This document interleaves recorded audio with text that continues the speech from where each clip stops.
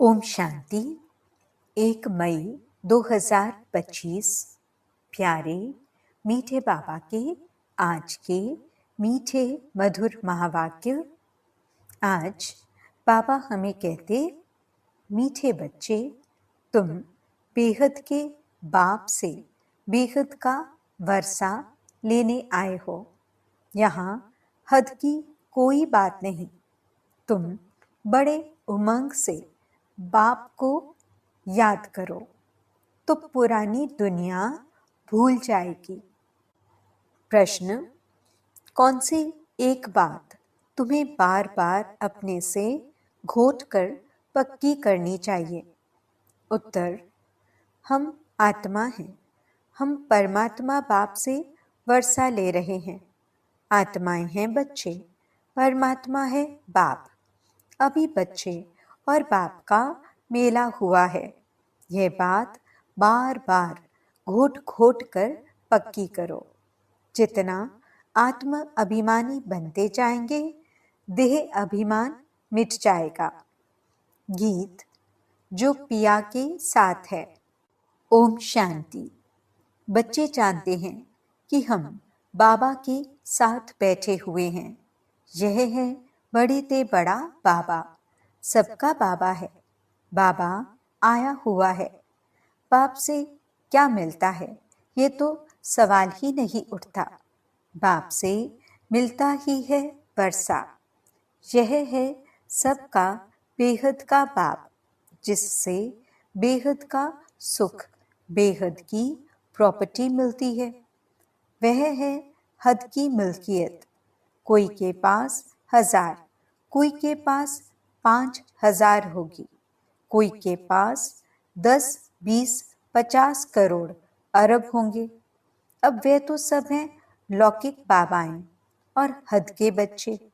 यहाँ तुम बच्चे समझते हो हम बेहद के बाप पास आए हैं बेहद की प्रॉपर्टी लेने। दिल में आश तो रहती है ना? सिवाय स्कूल के और सत्संग आदि में कोई आश नहीं रहती। कहेंगे शांति मिले, वह तो मिल नहीं सकती। यहाँ तुम बच्चे समझते हो हम आए हैं विश्व नई दुनिया का मालिक बनने, नहीं तो यहाँ क्यों आए? बच्चे कितनी वृद्धि को पाते रहते हैं। कहते हैं बाबा हम तो विश्व का मालिक बनने आए हैं, हद की कोई बात ही नहीं। बाबा आपसे हम बेहद स्वर्ग का वर्षा लेने आए हैं। कल्प कल्प हम बाप से वर्षा लेते हैं, फिर माया बिल्ली छीन लेती है। इसलिए इसको हार जीत का खेल कहा जाता है। बाप बैठ बच्चों को समझाते हैं। बच्चे भी नंबरवार समझते हैं। ये कोई साधु संत नहीं है। जैसे तुमको कपड़े पड़े हैं, वैसे इनको पड़े हैं। ये तो बाबा है ना। कोई पूछेंगे किसके पास जाते हो? कहेंगे हम बाप दादा के पास जाते हैं। यह तो फैमिली हो गई। क्यों जाते? क्या लेने जाते? यह तो और कोई समझ न सके, कह न सके कि हम बाप दादा के पास जाते हैं। वर्षा उनसे मिलता है। दादे की प्रॉपर्टी के सब हकदार हैं। शिव बाबा के अविनाशी बच्चे यानी आत्माएं तो हो ही, फिर प्रजापिता ब्रह्मा के बनने से उनके पोत्रे पोत्रियां हो। अभी तुम जानते हो हम आत्मा हैं। यह तो बहुत पक्का घोटना चाहिए। हम आत्माएं परमात्मा बाप से वर्षा लेते हैं। हम आत्माएं बाप से आकर मिले हैं। आगे तो शरीर का भान था, फलाने फलाने नाम वाले ही प्रॉपर्टी लेते हैं। अभी तो हैं आत्माएं, परमात्मा से वर्षा लेते हैं। आत्माएं हैं बच्चे, परमात्मा है बाप। बच्चे और बाप का बहुत समय के बाद मेला लगता है, एक ही बारी। भक्ति मार्ग में फिर अनेक आर्टिफिशियल मेले लगते रहते हैं। यह है सबसे वंडरफुल मेला। आत्माएं परमात्मा अलग रहे बहुकाल। कौन? तुम आत्माएं। यह भी तुम समझते हो। हम आत्माएं अपने स्वीट साइलेंस होम में रहने वाली हैं। अभी यहाँ पाठ बजाते बजाते थक गए हैं तो सन्यासी गुरु आदि के पास जाकर शांति मांगते हैं। समझते हैं वह घर बार छोड़ जंगल में जाते हैं, उनसे शांति मिलेगी, परंतु ऐसे है नहीं। अभी तो सभी शहर में आ गए हैं, जंगल में गुफाएं खाली पड़ी हैं, गुरु बनकर बैठे हैं। नहीं तो उन्हों को निवृत्ति मार्ग का ज्ञान दे पवित्रता सिखलानी है। आजकल तो देखो शादियां कराते रहते हैं। तुम बच्चे तो अपने योग बल से अपनी कर्मेंद्रियों को वश में करते हो। कर्मेंद्रियां योग बल से शीतल हो जाएंगी। कर्मेंद्रियों में चंचलता होती है ना। अब कर्मेंद्रियों पर जीत पानी है जो कोई चंचलता न चले। सिवाय योग बल से कर्मेंद्रियों का वश होना इम्पॉसिबल है। बाप कहते हैं कर्मेंद्रियों की चंचलता योग बल से ही टूटेगी। योग बल की ताकत तो है ना, इसमें बड़ी मेहनत लगती है। आगे चलकर कर्मेंद्रियों की चंचलता नहीं रहेगी। सतयुग में तो कोई गंदी बीमारी नहीं होती। यहाँ तुम कर्मेंद्रियों को वश कर जाते हो तो कोई भी गंदी बात वहाँ होती नहीं। नाम ही है स्वर्ग। उनको भूल जाने कारण लाखों वर्ष कह देते हैं। अभी तक भी मंदिर बनाते रहते हैं। अगर लाख वर्ष हुए हो तो फिर बात ही याद न हो। ये मंदिर आदि क्यों बनाते? तो वहाँ कर्मेंद्रियां शीतल रहती हैं, कोई चंचलता नहीं रहती। शिव बाबा को तो कर्मेंद्रियां है नहीं, बाकी आत्मा में ज्ञान तो सारा है ना। वही शांति का सागर, सुख का सागर है। वो लोग कहते कर्मेंद्रियां वश नहीं हो सकती। बाप कहते हैं योग बल से तुम कर्मेंद्रियों को वश करो, बाप की याद में रहो। कोई भी बेकायदे काम कर्मेंद्रियों से नहीं करना है। ऐसे लवली बाप को याद करते करते प्रेम में आंसू आने चाहिए। आत्मा परमात्मा में लीन तो होती नहीं। बाप एक ही बार मिलते हैं जब शरीर का लोन लेते हैं।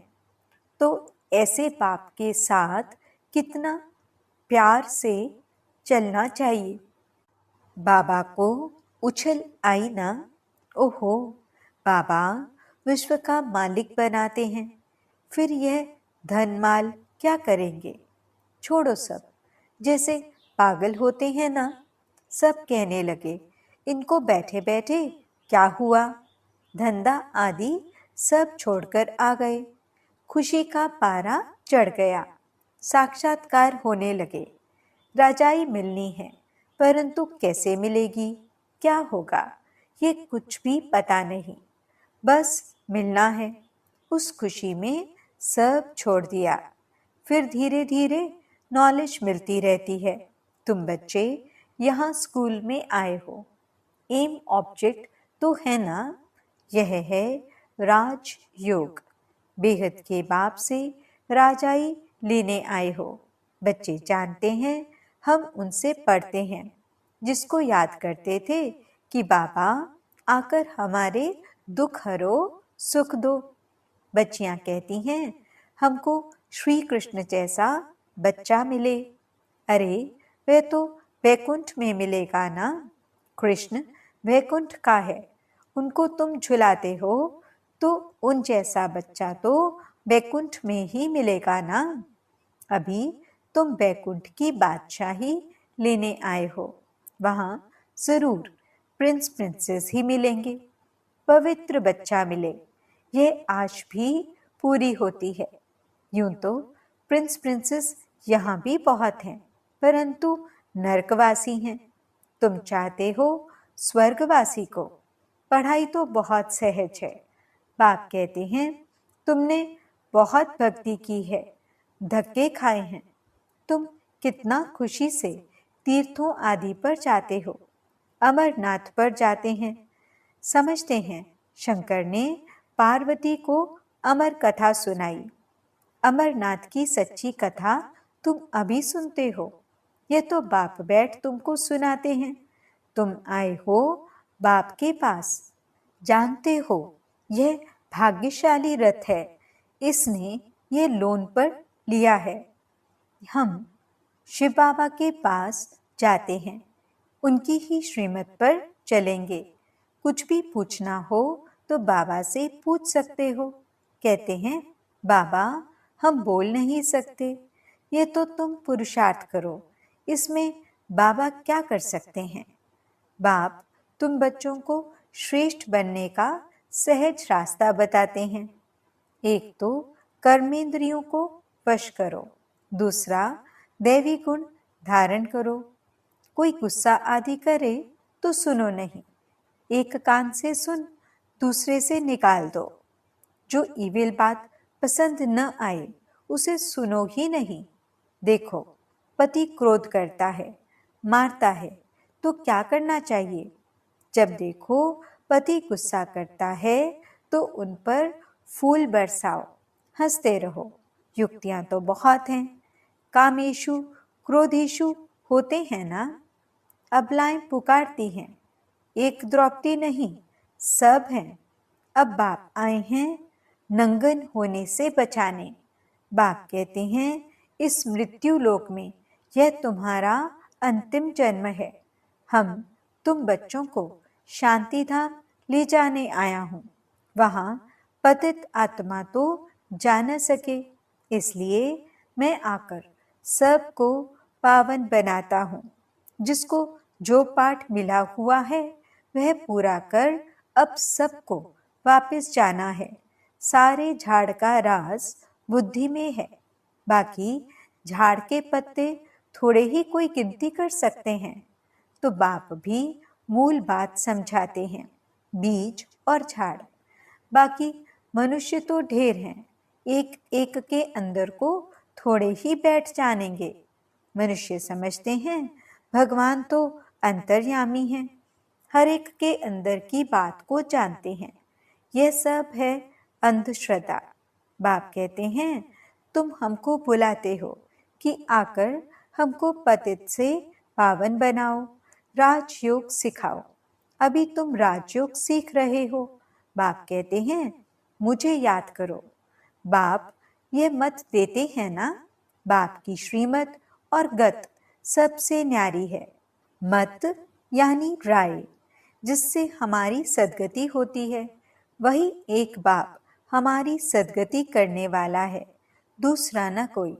इस समय ही बुलाते हैं, सतयुग में तो बुलाते नहीं हैं। अभी भी कहते हैं, सर्व का सद्गति दाता एक राम। जब माला फेरते हैं तो फेरते फेरते जब फूल आता है तो उनको राम कहे आंखों पर लगाते हैं। जपना है एक फूल को, बाकी है उनकी पवित्र रचना। माला को तुम अच्छी रीति जान गए हो। जो बाप के साथ सर्विस करते हैं उनकी यह माला है। शिव बाबा को रचता नहीं कहेंगे। रचता कहेंगे तो प्रश्न उठेगा कि कब रचना की। प्रजापिता ब्रह्मा अभी संगम पर ही ब्राह्मणों को रचते हैं ना। शिव बाबा की रचना तो अनादि है ही, सिर्फ पतित से पावन बनाने लिए बाप आते हैं। अभी तो है पुरानी सृष्टि, नई में रहते हैं देवताएं। अब शूद्रों को देवता कौन बनाए। अभी तुम फिर से बनते हो। जानते हो बाबा हमको शूद्र से ब्राह्मण, ब्राह्मण से देवता बनाते हैं। अभी तुम ब्राह्मण बने हो देवता बनने के लिए। मनुष्य सृष्टि रचने वाला हो गया ब्रह्मा, जो मनुष्य सृष्टि का हेड है। बाकी आत्माओं का अविनाशी बाप शिव तो है ही। ये सब नई बातें तुम सुनते हो। जो बुद्धिवान हैं वह अच्छी रीति धारण करते हैं। आहिस्ते आहिस्ते तुम्हारी भी वृद्धि होती जाएगी। अभी तुम बच्चों को स्मृति आई है, हम असुल देवता थे, फिर 84 जन्म कैसे लेते हैं, सब राज तुम जानते हो। जास्ती बातों में जाने की दरकार ही नहीं है। बाप से पूरा वर्षा लेने के लिए मुख्य बात बाप कहते हैं, एक तो मुझे याद करो, दूसरा पवित्र बनो, स्वदर्शन चक्रधारी बनो और आप समान बनाओ। कितना सहज है, सिर्फ याद ठहरती नहीं है। नॉलेज तो बड़ी सहज है।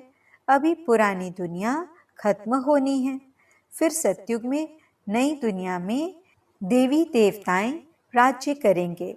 इस दुनिया में पुराने ते पुराने यह देवताओं के चित्र हैं, व इनों के महल आदि हैं। तुम कहेंगे पुराने ते पुराने, हम विश्व के महाराजा महारानी थे। शरीर तो खत्म हो जाते हैं, बाकी चित्र बनाते रहते हैं। अभी यह थोड़े ही किसको पता है, यह लक्ष्मी नारायण जो राज्य करते थे वह कहाँ गए, राजाई कैसे ली। बिड़ला इतने मंदिर बनाते हैं परंतु जानते नहीं, पैसे मिलते जाते हैं और बनाते रहते हैं। समझते हैं यह देवताओं की कृपा है। एक शिव की पूजा है, अव्यभिचारी भक्ति। ज्ञान देने वाला तो ज्ञान सागर एक ही है, बाकी है भक्ति मार्ग। ज्ञान से आधा कल्प सद्गति होती है, फिर भक्ति की दरकार नहीं रहती। ज्ञान, भक्ति, वैराग्य। अब भक्ति से पुरानी दुनिया से वैराग्य।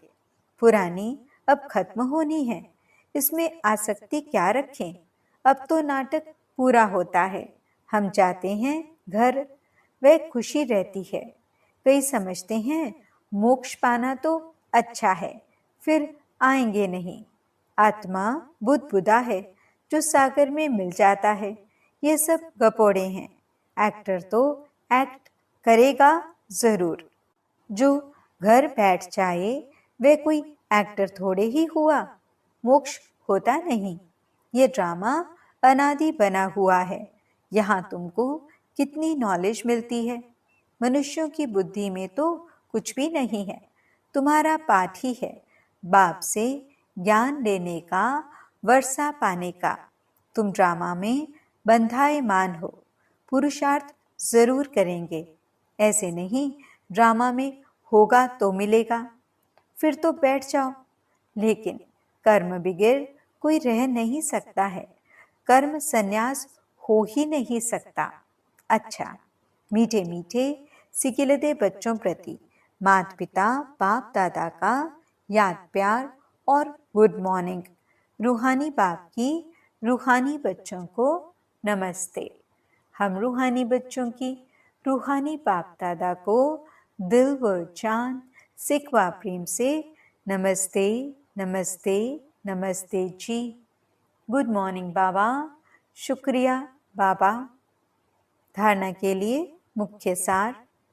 पहला पॉइंट, योग बल की ताकत से अपनी कर्मेंद्रियों को शीतल बनाना है, वश में रखना है। ईविल बातें न तो सुननी है न सुनानी है। जो बात पसंद नहीं आती उसे एक कान से सुन, दूसरे से निकाल देना है। दूसरा पॉइंट, बाप से पूरा वर्षा लेने के लिए स्वदर्शन चक्रधारी बनना है। पवित्र बन आप समान बनाने की सेवा करनी है। वरदान, मुरली के साज द्वारा माया को सरेंडर कराने वाले मुरलीधर भव। मुरलियां तो बहुत सुनी हैं, अब ऐसे मुरलीधर बनो जो माया मुरली के आगे न्योछावर यानी सरेंडर हो जाए। मुरली के रास का साज अगर सदैव बजाते रहो तो माया सदा के लिए सरेंडर हो जाएगी। माया का मुख्य स्वरूप कारण के रूप में आता है। जब मुरली द्वारा कारण का निवारण मिल जाएगा तो माया सदा के लिए समाप्त हो जाएगी। कारण खत्म अर्थात माया खत्म। स्लोगन: अनुभवी स्वरूप बनो तो चेहरे से खुश नसीबी की झलक दिखाई देगी। आज के अव्यक्त इशारे: रूहानी रॉयल्टी और प्योरिटी की पर्सनैलिटी धारण करो।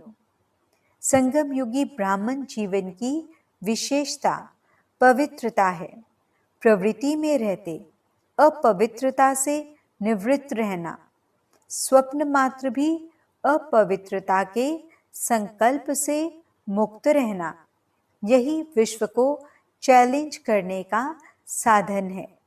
यही आप ब्राह्मणों की रूहानी रॉयल्टी और पर्सनालिटी है। ओम शांति।